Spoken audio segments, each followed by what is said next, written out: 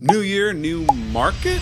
It's January 26th, and we've had a very interesting set of conditions throughout 2025, some ups and downs, but as we evaluate the most important data, the leading indicators that tell us where the market is headed, as opposed to the lagging ones that tell us where the market has been, we have some pretty encouraging conclusions for the new year. To make sense of it all, let's first analyze one of the most dramatic data point changes I saw in the recently released report from San Diego Association of Realtors.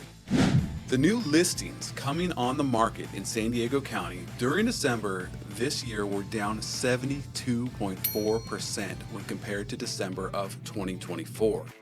The number went down from 1,530 new listings in that month in 2024 to only 424 new listings that came on just last month. It's a huge drop off in new properties added to the market. Now, we may think this is just because we simply have a slower market this year than in 2024, but when we look at the new listings simply metric, the pending sales, they aren't necessarily aligned. The pending sales figure, or the amount of homes going off the market, was just about the same last month as it was in December of last year, with only a 1.4% reduction. So the first two leading indicators are telling us that we have far fewer properties coming on the market and just as many properties going off the market.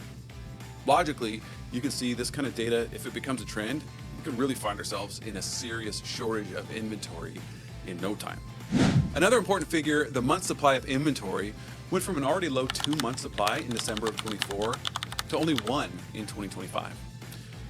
The month supply of inventory is basically the amount of time it would take to sell all the homes on the market if nothing new was added on at all. Also important is the percentage of homes with price decreases. Throughout the final quarter of 2025, we have a clear leveling off of those figures, which is always a good sign. Finally, the Market Action Index is a great tool, one you may not have heard of before, but it compares the rate of sales in the county with the level of inventory, and it produces an easily digestible figure that we can watch.